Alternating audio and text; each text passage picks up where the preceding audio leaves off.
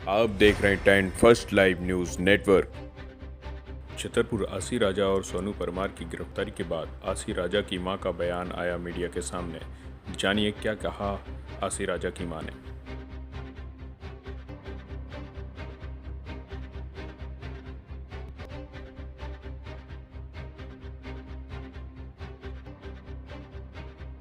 सविता सिंह। सविता जी, आपकी बेटी है आशी राजा, जी। जिसको पुलिस ने गिरफ्तार कर लिया है। जी। और यहाँ पे जो है कहा गया है कि वो टीआई को ब्लैकमेल करती थी अपने दोस्त के साथ। आपका क्या कहना है, क्या कहानी थी? सबसे पहले तो हम मीडिया से, प्रशासन से ही सवाल करना चाहेंगे कि एक पढ़ा लिखा टीआई के पद पे जो पदस्थ है अधिकारी, जो दूसरों को न्याय दिलवाता है, क्या उसको 20 साल की एक लड़की ब्लैकमेल कर सकती है? अगर ब्लैकमेल का मामला था तो क्या टीआई जो दूसरों के लिए काम कर रहे हैं, इतने बड़े पद पे हैं, पूरे जिले में उनका नाम था, क्या उनके लिए अगर कोई ब्लैकमेल कर रहा था, और उसमें भी एक लड़की, 20 साल की लड़की जिसके पास कोई पावर नहीं है, कोई सत्ता नहीं है, कोई बैकग्राउंड नहीं है, क्या वो लड़की उनको ब्लैकमेल कर सकती है? या इसका उल्टा हो सकता है कि लड़की से ऐसा कोई काम करवाने के लिए उसको प्रेशराइज किया जा रहा हो, या कुछ ज़बरदस्ती की जा रही हो कि तुम ये करो, नहीं तो तुम्हारे ऊपर केस कर दिया जाएगा, तो उसने उसका विरोध किया हो। क्या करती थी बेटी आपकी टीआई के साथ? बेटी टीआई के साथ में टीआई ने हमें ये बताया था कि बेटी उसको कुछ अंडर क्रॉप या कुछ पुलिस के वर्क होते हैं जिनके लिए उनको बिना वर्दी वाले लोगों की आवश्यकता होती है जो शार्प माइंडेड हों, और इस चीज़ के लिए हमारी कई बार बहस हुई है। बेटी हमारी बात नहीं मान रही थी पिछले 6-8 महीने से, और बार बार हम मना करते थे, उस पर हमारा झगड़ा भी हुआ कई बार,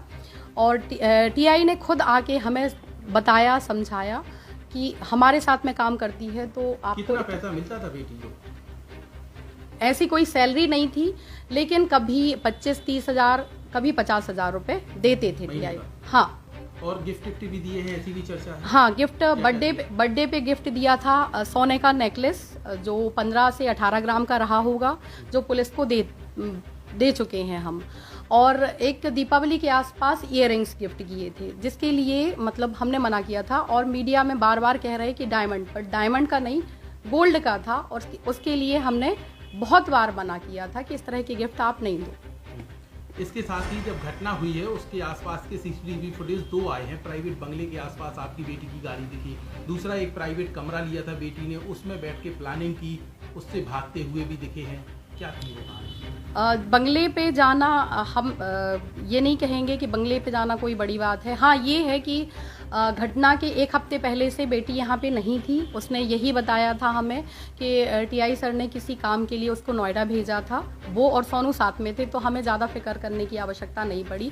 और घटना के करीब 1 से 1.5 घंटे पहले हमारी फ़ोन से बात हुई, और हमने उससे फ़ोन पे, हमारी रिकॉर्डिंग भी आप चेक कर सकते हो, पुलिस ने चेक किया हुआ है, हमने उससे पूछा है कि तुम कब आ रही हो, तो उसने नहीं बताया कि हम आ चुके हैं, उसने यही बोला कि आ जाएंगे। और हमें ये मीडिया के द्वारा ही पता चला, पुलिस के द्वारा ही पता चला कि वो यहीं पे थी। तो टीआई के घर में जब उनको, अभी जो ये मुस्लिम्स वाला हुआ था, जब टीआई को हाथ में लगा था, तो हम खुद उनके बंगले पे उनको देखने के लिए गए थे। तो उनके घर पे जाना हमें कोई वो नहीं, क्योंकि काम की वजह से साथ में उनके रूम पे जाना। और दूसरा जो रूम की बात कर रहे हो, उसका हमें नॉलेज नहीं है कि ये पता है कि उसकी कोई फ्रेंड है जो वहाँ पे किराए से रहती थी, और अक्सर वो आसी ये बताती थी कि खुशबू के रूम पे हम लोग बैठे हैं। अब आपकी बेटी ब्लैकमेलिंग के केस में फंस चुकी है, आप कह रही हैं वो गलत फंसी है, कैसे न्याय मिलेगा?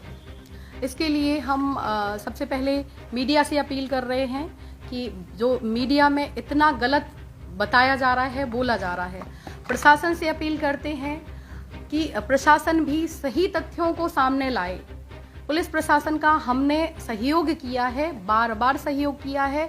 निवेदन कर रहे हैं हम प्रधानमंत्री जी से, मुख्यमंत्री जी से, कि अभी हाल ही में 8 मार्च महिला दिवस मनाया गया, बट हमने और हमारी बेटी ने महिला दिवस भी नहीं मनाया है। बेटी पे बार बार गलत आरोप लगाए जा रहे हैं, बहुत कुछ छुपाने के लिए प्रशासन, अपनी गलती के छुपाने के लिए, और कुछ काले कारनामे जो टीआई और प्रशासन के हो सकते हैं, उनको छुपाने के लिए एक 20 साल की लड़की को हाईलाइट किया जा रहा है।